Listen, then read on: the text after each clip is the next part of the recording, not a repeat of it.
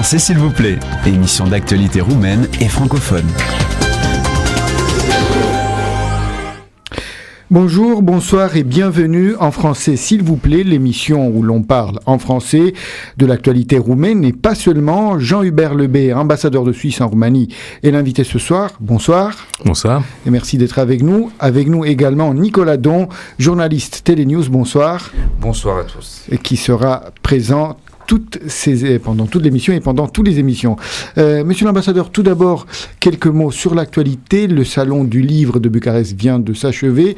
La Suisse était l'un des invités d'honneur. Avec quel bilan ? Le bilan est simplement formidable, tout à fait inattendu de notre part. Donc nous étions représentés 3 pays germanophones, l'Allemagne, l'Autriche et la Suisse. Et d'après ce que j'ai lu dans la presse et ce matin aussi, c'est qu'il y avait une très belle participation, 90 000 visiteurs. Et ce qui m'a fait vraiment très plaisir, c'est que les meilleures ventes étaient dues à un auteur suisse. Comme son nom l'indique, c'est Cătălin Dorian Florescu, qui a eu un succès pas possible. Et ce monsieur Florescu vit en Suisse et était l'hôte d'honneur de notre stand. Et avec les autres auteurs, nous étions aussi en premier plan dans les ventes, avec une Madame Hacker, avec Monsieur Konefke et Monsieur Telkamp. Vous avez, Monsieur l'ambassadeur, vous avez 2 écrivains suisses d'origine roumaine, le Popescu, Marius Popescu et Florescu, que vous venez de citer, oui. Qui sont très connus en Suisse, ils ont remporté quelques prix littéraires. Absolument. Quel est l'impact pour je ne sais pas, pour la Suisse ou pour les Roumains vivant en Suisse de ces 2 écrivains qui représentent quand même un petit phénomène ou un grand phénomène littéraire chez vous ? Définitivement. Et les deux, dans 2 régions différentes, linguistiques différentes. Florescu est très populaire en Suisse allemande. Et il a été demandé par un groupe de visiteurs qui viendront bientôt ici en Roumanie, une 40aine de personnes. Il devra leur présenter la Roumanie à l'aéroport de Zurich avant de partir. C'est lui qui fera la présentation. Et je me suis mis d'accord avec lui pour qu'il m'envoie cette équipe chez moi pour que je parle aussi de la Roumanie telle que je la vois et telle que je la vis. Et ils ont un rôle extrêmement positif sur l'image de la Roumanie. Il ne faut pas se le cacher, l'image de la Roumanie à l'étranger et souffre de stéréotypes absolument consternants, mais très présents. Et il s'agit de lutter là contre. Et vous avez avec ces 2 et 3, il y en a encore un autre qui s'appelle Eugène, qui sont très positivement perçus en Suisse. Nicolas Don. Pour casser justement cette image-là et bien installer l'image de la Suisse, monsieur l'ambassadeur, ici en Roumanie, on le sait peut-être moins, la Suisse aide systématiquement les nouveaux entrants dans l'Union européenne. La Roumanie est aux premières loges, si je puis dire, puisqu'elle a reçu 180 millions d'euros. De francs suisses. De francs suisses, pardon, excuse-moi. Effectivement, le vieux réflexe. C'est pour 2014. Alors, est-ce que ça se passe bien ? Ou est-ce qu'il y a quand même des petits problèmes là, je vous tends une perche, et de 2 côtés, en fait. Voilà.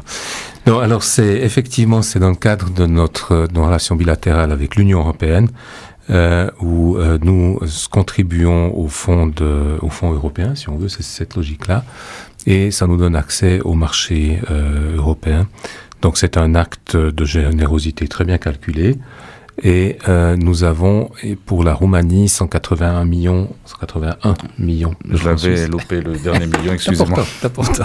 C'est important. Et nous sommes au début de cette mise en œuvre. C'est une construction assez compliquée et qui se passe, je dois dire, étonnamment bien. J'ai 32 ans de carrière dans le service diplomatique suisse, dans beaucoup de pays où il y a de l'aide technique, de l'aide au développement, des crédits mixtes et tout.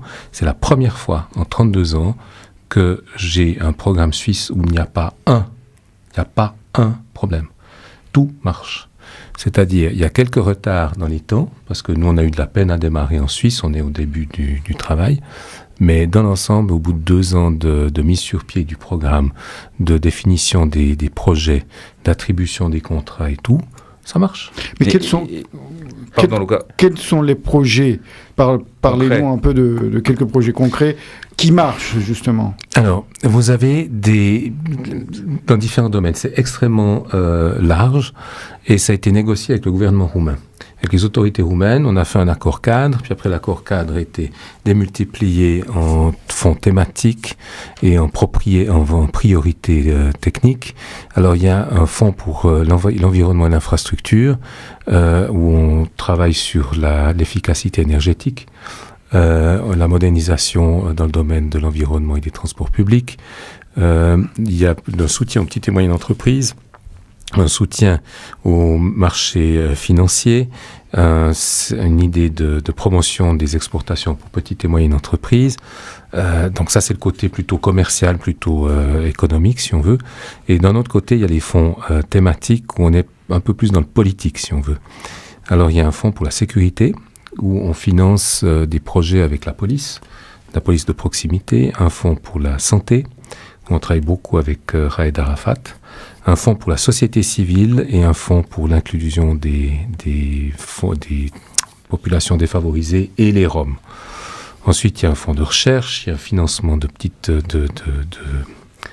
boursiers, des projets de formation et d'orientation professionnelle, un fonds de partenariat, etc., etc. Donc c'est extrêmement vaste dans des tas de domaines. Et ça marche. Jean-Hubert Lebé, ambassadeur de Suisse en Roumanie. Une question de Nicolas Don. Alors justement, parlons un peu de la présence suisse au niveau économique. Tout le monde connaît les deux géants, si je puis dire, Nestlé évidemment, puis Holcim. Ça c'est un domaine un peu plus réservé, si vous me permettez l'expression. Mais, nous disiez-vous juste avant de démarrer cette interview, il y a une foultitude de petites et moyennes entreprises suisses qui font du très très bon travail ici en Roumanie. Alors est-ce qu'on peut avoir des précisions, monsieur l'ambassadeur, s'il vous plaît ? Le premier point, c'est que ces petites et moyennes entreprises trouvent ici donc c'est toujours la même chose. Il faut trouver le bon partenaire, la bonne personne. On parle toujours de personnes, d'individus. Et une fois qu'on a trouvé le bon partenaire, ça marche. Mais il faut suivre, c'est un travail, il faut continuer. Ensuite, la deuxième précondition, c'est un marché de niche. Parce qu'on ne peut pas faire concurrence à des gros investisseurs. On parle des petites et moyennes entreprises, justement. Et là-dedans, vous trouvez de tout. Et j'ai visité à Timișoara une fonderie d'aluminium. Il coule des énormes robinets pour des tubes, des tuyaux qui font 1,50 m de diamètre. Et c'est coulé au dixième de millimètre près. Et ils ont cherché longtemps à savoir dans quel endroit d'Europe ou du monde ils voulaient le faire. Ils ont choisi la Roumanie parce que c'est dans l'Union européenne. Parce que l'infrastructure à Timișoara est proche, point de vue autoroute et tout, pour être sur le terrain. Parce qu'on peut garder des secrets de fabrication, ce qui n'est pas souvent le cas en Asie, où ça se perd. Et vous avez du personnel de qualité, sérieux, et quand il s'agit de bosser, ils bossent. Quand ils sont payés, quand ça se passe bien. Et les heures supplémentaires sont faites de bonne humeur, elles sont naturellement dédommagées, mais on a des gens qui sont motivés et qui bossent bien. La Roumanie, en français s'il vous plaît. Et l'invité ce soir est Jean-Hubert Lebé, ambassadeur de Suisse en Roumanie. Une discussion sur la Suisse, sur la Roumanie. Vous parliez, monsieur l'ambassadeur, des stéréotypes visant l'image de la Roumanie à l'étranger, pas seulement à l'étranger. La corruption est l'un de ces stéréotypes. On en parle beaucoup encore ces jours-ci. Il y a eu des condamnations ces derniers mois.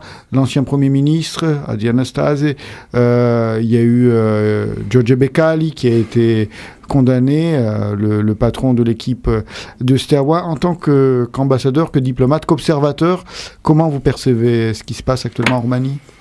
Alors, je représente une petite puissance. Donc, je ne me permettrai pas de porter un jugement sur des individus ou des cas Dans précis. ce que vous avez dit, il y a petit, mais il y a aussi puissance. Oui, tout à fait. Vous êtes très aimable. Monsieur est diplomate. Voilà. Mais, donc, la corruption, c'est le symptôme du mauvais fonctionnement d'une société. C'est-à-dire que quelqu'un vend des décisions de l'État. Et ça, c'est pas bien, parce que c'est pas juste. Il devrait y avoir des règles qui marchent, et voilà. Et quelqu'un disait, et la référence m'échappe maintenant, la corruption, ou les scandales, c'est les égouts de la démocratie. Le fait qu'il y ait des scandales n'est pas grave en soi. Mais ça montre que s'ils sont suivis d'une répression, que le système marche. Alors j'étais chez vous, c'était le soir, je crois, de l'arrestation de Monsieur Nastase. Oui, absolument. Là, on parle d'une émission de télévision qui a eu lieu il y a 2 ans maintenant, pratiquement. Alors, une année exactement, effectivement. Et à l'époque, c'était épouvantable, corruption, machin. Non, c'était en admettant que il a été condamné pour des raisons prouvées, ce qui est le cas, la justice a fonctionné.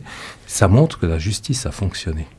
Et le fait que nous ayons maintenant un membre du Parlement, membre de la commission de justice, je crois, Oui. Voilà, qui ait été arrêté, condamné et qui probablement accomplira sa punition en prison, donnez-moi des noms de pays de membres de l'Union européenne ou noms de membres européens, la Suisse. Donnez-moi ces pays où des grands responsables politiques ou des personnes jouissant d'une visibilité importante ont été condamnés et sont allés en prison.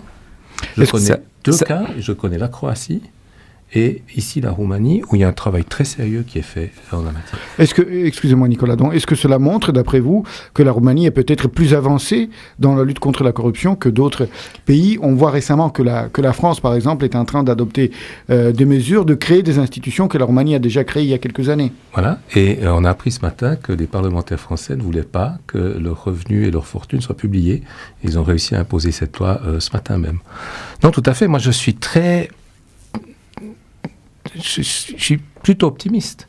C'est-à-dire, ce que j'ai vu depuis mon arrivée ici, je me souviens très bien quand je suis arrivé, on m'avait dit corruption grave, machin, et on m'avait mentionné quelques noms, et ces personnes ont été condamnées et sont allées en prison. Mais je reviens là-dessus, monsieur l'ambassadeur, parce que vous avez eu la gentillesse de mentionner l'émission de l'année dernière, le jour même, effectivement, de l'arrestation si mouvementée de l'ancien Premier ministre. Vos paroles ont été extrêmement claires, là, pas du tout diplomatiques, et là, je ne fais pas d'ironie du tout. C'était vraiment bien pour le journaliste et pour ceux qui étaient devant les écrans. Mais il y a tout de même des images qui frappent, qui interpellent quelque part. Vous parliez du Bookfest il y a quelques instants, avec le succès des 2 Suisses d'origine roumaine. Et bien, quelques mètres plus loin, M. Nastase, l'ancien Premier ministre, lançait son livre dimanche dernier. Ok, il a été condamné, il est sorti, il a payé sa dette, comme l'on dit. Est-ce que l'image n'est tout de même pas... Je ne sais même pas comment la qualifier, vous voulez ? Non, moi je trouve que c'est sain. C'est-à-dire... Mais c'est comme si de rien n'était, quand même. Oui, mais il a payé. C'est fait. Donc, il a été condamné. Il estime à tort. Il y a des recours, je crois, à Strasbourg. Je ne sais plus exactement où on en est. Absolument. C'est une négation permanente. Sa ligne de défense a été de nier en permanence. Mais il a été condamné et maintenant, c'est fait. C'est réglé. Et ceci dit, j'ai beaucoup entendu parler de Nastase et de son action, du Premier ministre Nastase et de son action au gouvernement roumain. C'est quand même une période qui a été assez positive pour l'ensemble du pays. Il y en a beaucoup qui disent que c'était la plus positive de Exactement. toutes. Voilà. Donc, alors, malheureusement, il y a eu des choses qui ressortent maintenant. Mais moi, je crois à la résilience, je crois au pardon, mais il faut que ça soit fait, je crois à la justice. Donc, une fois qu'on a condamné quelqu'un et puis que c'est fait, c'est bon, puis il peut recommencer. Recommencer à être bon. Bucarest, en français s'il vous plaît. Avec l'ambassadeur suisse à Bucarest, Jean-Hubert Lebey, vous, en Suisse, vous voulez plafonner, en fait, vous avez plafonné les bonus et les grands salaires des patrons. Un exemple socialiste dans un pays qui est le symbole du capitalisme, pourrait dire quelqu'un ? Pourrait-on dire ? Oui, c'est-à-dire que on est entré, je me souviens encore d'une époque où vous aviez comme grand chef des banques suisses des gens qui avaient un apprentissage de commerce, c'est-à-dire qui n'avaient pas de baccalauréat et qui n'avaient pas de licence universitaire. C'est des gens qui bossaient et puis qui trouvaient que leur salaire était suffisant. Et c'était des bons salaires. Voilà. Et il y a eu une époque du capitalisme fou qui a commencé avec la libéralisation Reagan, Thatcher et tout. Et on est arrivé dans des situations où le citoyen suisse ne comprenait plus. On a eu un directeur, un président un CEO d'une très grande banque suisse, PDG, voilà, d'une très grande banque suisse, qui n'était pas propriétaire du tout, qui a été nommé là pour ses talents, mais qui a gagné en une année près de 100 millions de francs suisses. Et le citoyen suisse dit, qu'est-ce qui justifie que ce monsieur gagne, on avait calculé avec ma fille en secondes, ce qu'il gagnait par seconde, sur 24 heures, donc en dormant et en... Enfin, c'est donc, simplement... ça donne quoi ? Je ne sais plus. Mais c'était assez considérable. Mais c'est simplement absurde. Il n'y a rien qui justifie qu'une personne qui est employé, il n'est pas propriétaire, il est employé et il doit faire son travail, gagne 100 millions de francs suisses. C'est absurde. Et dans notre système, nous avons le système d'initiative populaire. Et il y a un monsieur qui a trouvé que c'était simplement grotesque, ce d'autant plus que certaines des personnes qui faisaient beaucoup d'argent à la tête de ces grosses boîtes suisses avaient géré des situations qui se sont révélées tout à fait foireuses et de qualité très médiocre, et qui ne méritaient simplement pas les bonus, pas le salaire, qui coûtaient une fortune à la maison, etc. Alors l'argument de ces messieurs qui gagnaient beaucoup d'argent, ils disaient, mais c'est une fraction minime du profit annuel, c'était 0, je ne sais pas combien %, peut-être, mais le Suisse, un peu buté, comme ça, il dit, c'est pas une raison, 100 millions pour mener ces banques dans des situations que j'ai pas à décrire ici, qui sont assez désastreuses, ça va pas. Alors, ils ont récolté des signatures, et ils ont dit que le salaire devait pas être fixé simplement par le conseil d'administration tout seul dans son coin, mais devait passer devant l'Assemblée générale des actionnaires, il devait être approuvé par l'Assemblée générale des actionnaires. Nicolas Don, nous avons un débat à peu près... C'est à peu près, mais c'est un débat brûlant en Roumanie aujourd'hui. Les salaires, les simtites, et c'est difficile à traduire, sans gêne, les salaires, les salaires sans gêne. Alors, le problème, tout le monde est au courant des salaires mirobolants que des conseils d'administration qui sont nommés politiquement la plupart du temps, s'auto-octroient avec des parachutes dorés absolument gigantesques. À mon avis, le problème vient du fait qu'il n'y a pas en Roumanie tout simplement une grille de salaire de la fonction publique. Quand je dis la fonction publique, c'est tous les agents de l'État. Agents de l'État, non seulement de l'administration de l'État, mais un ouvrier à Old Kim, par exemple, a le même statut d'employé de l'État qu'un employé de la mairie de Ploiești. Alors, comment faire pour... Vous qui avez une expérience fédérale aussi, on parlera peut-être de la régionalisation et tous ces problèmes roumains actuels, comment faire pour mettre sur pied une telle grille de rémunération qui fournira une lecture un peu transparente, pas aux actionnaires, mais tout simplement aux citoyens roumains? C'est extrêmement difficile. Et la solution qu'on a trouvée par cette votation, parce qu'en plus, quelques semaines auparavant, on a appris qu'un des grands patrons de la chimie bâloise recevait un parachute doré colossal, absolument énorme, sous prétexte qu'il ne ferait pas concurrence. Il prenait sa retraite et il ne prenait pas concurrence. Alors les gens ont voté massivement pour le plafonnement, pour le contrôle sérieux de des choses. Puis l'argumentation des grandes boîtes suisses, c'est de dire, attention, si on limite trop ses salaires et ses performances, on ne réussira plus à obtenir des managers de qualité. Alors, ça se tient aussi. C'est la quadrature du cercle, voilà. Ça, évidemment. Mais il s'agit de gérer ça un peu correctement. Alors, maintenant, on a une initiative en Suisse, de nouveau, qui dit qu'il ne faut pas que le salaire le plus élevé soit, je ne sais plus, je crois que c'est 20 fois plus élevé ou 12 fois plus élevé que le salaire le plus bas. Alors ça, très clairement, ça ne passera pas, parce que c'est on parle de l'État ou non, aussi de la fonction publique ou le privé? Le privé aussi. Ça ne passera jamais, en principe. Voilà. Et puis surtout, c'est dangereux, parce qu'il y a... Alors la distinction, c'est le propriétaire d'une entreprise qui a sa fortune dans son entreprise, qui risque son entreprise et qui fait marcher sa boîte. S'il gagne beaucoup d'argent, tant mieux pour lui. S'il perd, tant pis pour lui, parce qu'il perd, lui, ses sous. Et le problème, c'est que quand quelqu'un administre pour d'autres, alors là, il faut qu'il y ait un rapport correct de choses. Alors des solutions, je ne crois pas qu'il y en ait, des clairs. Ici, quand vous parlez de rémunération énorme, ça reste très moyen au niveau européen, on est d'accord. Attendez, un gars qui n'a pas de résultat foudroyant et qui s'en va au bout de quelques mois d'exercice avec un dédommagement de 400 000 €, excusez-moi, monsieur l'ambassadeur, mais je prends tout de suite. Mais vous administrez ça mieux que lui. Et il a... Oui, non, mais d'autre part, vous dites, est-ce que vous ne pensez pas que vous parlez de la performance, bien sûr, mais comment on peut demander à un ministre en Roumanie de faire une performance alors que son salaire est de moins de 1 000 euros par mois?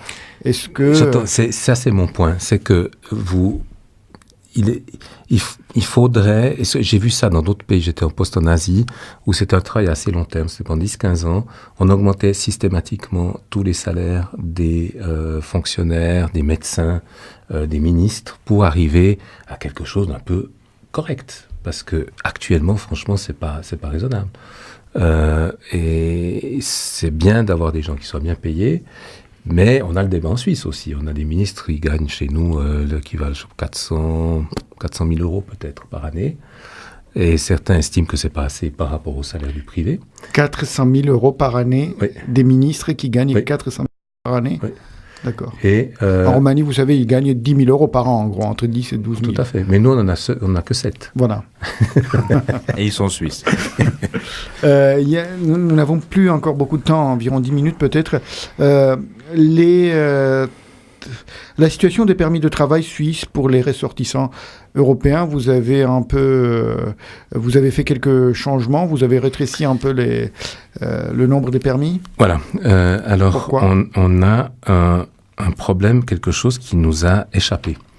C'est-à-dire que la Suisse est devenue depuis quelques décennies un pays d'immigration. Et ça, on l'a jamais accepté. On n'est pas conscient de la chose. Il y a encore 30 ans, on avait 6 millions de résidents en Suisse. Maintenant, on en a 8 millions. Donc, la population a augmenté d'un tiers en 30 ans, pardon. Et ça se voit. Quand je regarde des photos d'enfants, j'ai regardé ça avec mes filles récemment, la ville où je suis né, on ne reconnaît plus. Parce que ça a été construit partout, ça a été densifié et tout. Les autoroutes sont surchargées, les trains sont pleins, il n'y a pas de place dans le train assise entre Genève et Lausanne tous les jours. Donc le pays se remplit très fort. Il se trouve que je crois qu'on peut affirmer que le pays est bien géré, que l'économie jouit de conditions cadres qui sont très correctes, ce qui fait qu'on a un chômage très faible et on a besoin de main-d'œuvre aussi, donc on attire. Et ce qui s'est passé maintenant, c'est que nous avons une très forte immigration d'Allemands, de Français et je crois, sauf erreur, d'Italiens également. Et ça commence, et ils prennent des bons postes dans l'économie suisse pour lesquels on ne trouve pas de Suisse, parce qu'on n'a pas de médecins, assez de médecins, etc., parce que la population a augmenté massivement. Et le Conseil fédéral, notre gouvernement, s'est retrouvé dans une situation extrêmement difficile, parce qu'ils soutiennent la libre circulation des personnes avec l'Union européenne. La Suisse est le seul pays d'Europe géographique qui a voté pour la libre circulation avec la Roumanie. Ça, il faut aussi le rappeler, ça, c'est les bienfaits de la démocratie directe. Mais disons qu'on se trouve dans une situation où l'ensemble du pays se trouve un peu sous pression aussi, les écoles, les universités, etc. Et on dispose d'une clause de sauvegarde dans les accords bilatéraux avec l'Union européenne. Et il semble que le Conseil fédéral, dans sa grande sagesse, a décidé de faire usage de cette clause qui a un effet relativement limité, c'est-à-dire qu'il y aura une année durant laquelle on ne pourra plus avoir de permis de séjour indéterminés qui seront accordés. Et voilà. J'ai juste une précision à vous demander avant d'entamer une série de questions rapides sur les grands débats de la société roumaine actuelle. Qu'en est-il des permis de travail concernant les Roumains et les Bulgares ? Est-ce que les conditions sont plus restrictives que pour les autres ? Oui, parce que la Bulgarie et la Roumanie est entrée plus tard. Donc, tous ces permis de séjour et de travail, ces permis de travail sont contingentés et le contingent est augmenté chaque année. Et pour le moment, ça ne pose pas de problème. Et on a une communauté roumaine parfaitement intégrée en Suisse. On a à peu près 6 000 Roumains qui occupent des postes très visibles ou pas du tout dans l'artisanat, à l'université et ailleurs. Et on est très heureux d'avoir cette communauté roumaine en Suisse. Alors je reviens justement aux 3 débats que je mentionnais tout à l'heure qui agitent le monde politique et malheureusement peut-être pas assez la société roumaine, celui sur la Constitution, celui sur l'énergie et surtout, grande spécialité suisse, dirais-je, excusez-moi, la régionalisation. Comment voyez-vous ce débat et vers quoi, vous ne direz jamais sur quoi on doit s'orienter, vers quoi on doit s'orienter, mais quelles sont les pistes de réflexion qui vous paraissent les plus intéressantes ? Je n'ai jamais vu de révision de constitution importante qui ait été faite à froid, sans problème. Actuellement, on permettrait de dire que la Roumanie est sans problème. Il n'y a pas de guerre civile, il n'y a pas de guerre d'Algérie, il n'y a pas de révolution, il n'y a rien. Donc on a décidé de vouloir faire un toilettage constitutionnel pour des tas de raisons. Je ne pense pas que ça va aboutir à quelque chose de très spectaculaire. Pour la régionalisation, la Suisse est un très mauvais exemple parce que nous sommes une confédération d'États souverains qui ont petit à petit cédé des compétences souveraines au centre. Ici, vous êtes dans un État centralisé où il faudrait décentraliser et créer quelque chose, j'ai bien compris, entre les Djoudettes et le centre. Ma spécialité en études, c'était l'économie régionale. J'ai fait 2 années d'économie régionale. Il y a 2-3 choses qui sont assez simples. Pour qu'une région fonctionne, il faut qu'elle dispose de ressources propres. Il faut qu'il y ait des impôts régionaux qui soient décidés par la région et qui soient dépensés par la région. Je crois pas qu'on va... par la région, surtout. Exactement. Voilà. Collecté par la région et comme ça.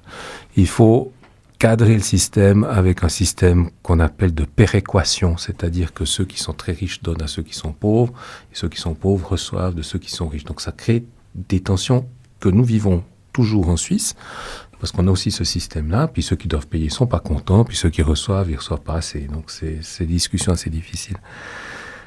Ensuite, la régionalisation supposerait, si j'ai bien compris le débat, on crée on fusionne certains judettes, puis après, le problème qu'on a, nous, en Suisse, parce qu'on a trop de cantons, puis on aimerait faire des fusions de cantons, où est la capitale ? Et tout a échoué en Suisse à cause de la capitale. Alors ici, je ne sais pas... voilà. Et pourquoi en fait, chaque ville voulait être capitale, c'était quoi le débat ? Le débat, c'est, prenez par exemple, supposons qu'on fasse une région où vous ayez dedans Sibiu et Brasov. Ça ne démarre pas. Et puis on mettait encore Sigi Chouara pourrait mettre des prétentions aussi. Oui, justement, mais c'est aussi bête que ça. Et donc ça crée des tensions. Alors vous pouvez décentraliser, mais ça devient un peu compliqué comme affaire.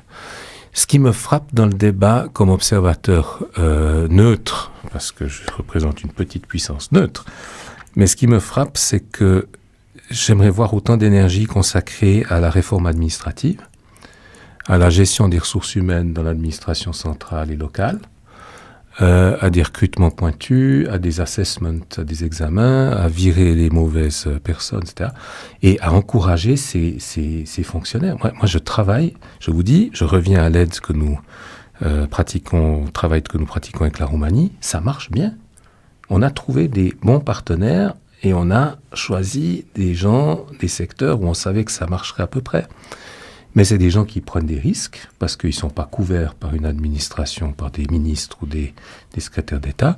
Pas que les secrétaires d'État et les ministres manquent de courage, mais ils changent tellement vite qu'ils ne savent jamais ce qui va se passer en dessus. Alors ce qui fait la force de la Suisse, c'est justement cette continuité dans l'administration, cette mémoire institutionnelle, puis une certaine sécurité juridique pour le fonctionnaire. C'est-à-dire que si je fais une décision qui n'est pas tout à fait à droite et correcte, je sais que j'aurai un blâme ou comme ça, mais je suis encouragé à décider dans la zone grise. Je sais que j'ai une zone blanche où je peux travailler, je peux décider, puis si je vais un peu à l'extérieur, puis que je règle un problème, alors là, je serai récompensé si ça marche bien, si je fais bien.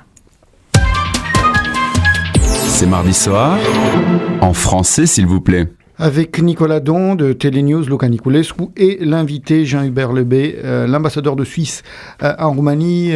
Dernier point dans notre discussion, il y a un grand débat en Roumanie actuellement qui est venu comme ça. Depuis quelques mois, on en parle. Il n'était pas prévu, il n'était pas à l'ordre du jour il y a 1 an et demi par exemple. Celui sur l'énergie. On en parle beaucoup, et on parle beaucoup de l'énergie associée à l'environnement avec le débat sur le gaz de schiste, notamment.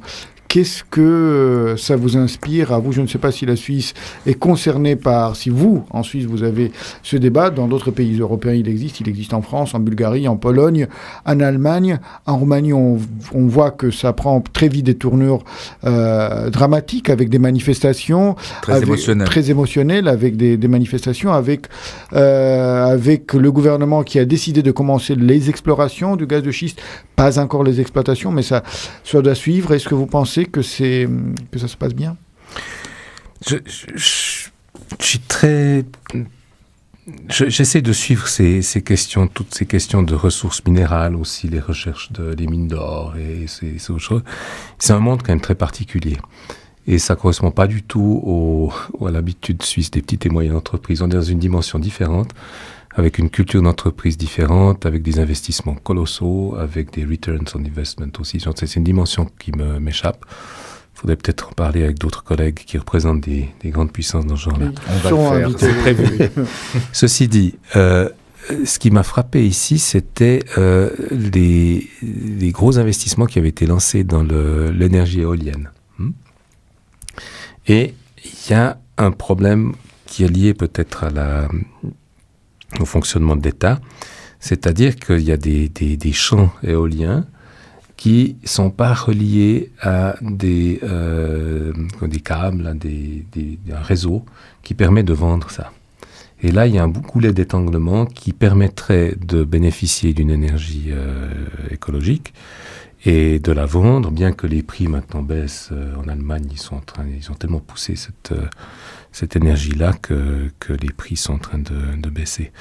Plus généralement, dans mon pays, le système fonctionne ainsi, c'est que l'État fixe des conditions cadres et l'idée, c'est qu'à l'intérieur de ces conditions cadres, l'entrepreneur privé puisse fonctionner. Alors, ce que je vois, c'est qu'il y a un petit problème du côté de la stabilité des conditions cadres et des horizons qui sont définis. Les horizons sont beaucoup trop courts pour faire des investissements. Un opérateur industriel peut faire un contrat de vente ou d'achat d'électricité sur une année. C'est trop court pour ensuite donner ce contrat en garantie pour faire un investissement de terrain. Mais bon, ça c'est tout un travail de long terme. Je sais que le gouvernement actuel en est très conscient. Ils ont établi des groupes de travail qui ça a l'air de démarrer quelque part. Donc il faut du temps pour ça. Pour le gaz de schiste, je suis aussi sceptique, aussi perplexe que vous, si j'ai bien compris. C'est-à-dire que je ne comprends pas très bien ce que c'est. Ce que je sais, c'est qu'en Suisse, dans mon village d'origine, je suis originaire d'un petit village dans une vallée du Jura suisse, il y a une équipe qui veut venir faire des trous pour voir s'il y a du gaz de schiste dessous. Et tous les villages disent non, on ne veut pas. Ne venez pas là-dedans parce qu'on ne comprend pas, on ne veut pas, on a peur, etc. La peur est un mauvais conseiller dans toutes ces opérations-là. Donc, il faut expliquer, il faut comprendre, il faut une certaine confiance dans les opérateurs pour être sûr qu'ils ne vont pas faire de grosses bêtises. Mais c'est un problème de nos sociétés plutôt mûres où toute innovation est refusée d'emblée. Au départ, on dit non, puis après on discute. Et c'est un peu délicat. Mais plus que ça, je ne pourrais pas tellement vous dire. C'est pas de la diplomatie, c'est de l'ignorance. Dernière question peut-être de Nicolas Don. Non, je pensais aux petites et moyennes entreprises et puis je pensais bêtement, excusez-moi, à des questions un peu bateau, chocolat, horlogerie, quelque chose de très très suisse. Voilà. On pourrait se mettre sous la dent, si je puis dire. Oui. Alors l'horlogerie, il y a eu ici avant-guerre, je crois avant la Première Guerre mondiale, il y a eu des horlogers suisses qui ont travaillé ici, mais tout ça a disparu. Le chocolat, c'est une très belle histoire et une triste histoire pour la Suisse. C'est-à-dire il y a un Suisse qui est venu créer une entreprise de chocolat qui s'appelle Heidi, puis il l'a fait un peu comme ça, sans trop... Ici, à Bucarest. Oui. Quand ça C'était dans les années 90. Ah oui, c'est récent. Oui, c'est connu, Heidi. Voilà. Oui, mais peut-être que toute l'histoire n'est pas connue, Oui, donc oui, on va... non, Voilà, donc des années 90, et puis ça participait un peu de cette grande vague de solidarité avec la Roumanie et tout. Ça a été parfaitement géré, et tellement bien géré que le propriétaire suisse trouvait que cette entreprise devenait trop grosse pour lui, et trop importante par rapport à ses investissements en Suisse. Il est venu ici pour faire une inspection. Il a demandé de visiter les clients. Et le gérant ici a dit, mais tu vas aller où ? Tu vas aller en Chine, en Russie, au Moyen-Orient ? Parce que c'est devenu une place d'exportation de chocolat. C'est pas du chocolat suisse, parce que c'est fabriqué en Roumanie, mais c'est les mêmes ingrédients, c'est les mêmes recettes, c'est du chocolat d'excellente qualité, et qui a un succès phénoménal à l'étranger. Donc c'est une success story absolument extraordinaire. Mais bon, le propriétaire, pour des tas de raisons familiales et autres, comme ça devenait un peu trop gros, il a vendu ça aux Autrichiens. Et je suis triste pour ça. Mais est-ce qu'on peut dire, vraiment c'est une histoire qu'on ne connaissait pas, Nicolas Don, est-ce qu'on peut dire que le chocolat suisse qui était le mieux vendu au monde était fabriqué en Roumanie à un moment donné ? En quantité, je suis pas sûr. Autrichiens. Je suis pas sûr, mais c'était le chocolat. J'entends si je vous apportais une truffe de chocolat faite par l'entreprise suisse en Suisse ou par l'entreprise suisse en Roumanie. La seule différence, c'est que les truffes ici étaient plus grosses que celles en Suisse. Plus généreux. Merci beaucoup, monsieur l'ambassadeur Jean-Hubert Lebey, ambassadeur de Suisse en Roumanie. Nicolas Don, merci aussi d'avoir été ce soir dans l'émission en français. S'il vous plaît, on se retrouve la semaine prochaine. Au revoir. En français, s'il vous plaît. Émission d'actualité roumaine et francophone.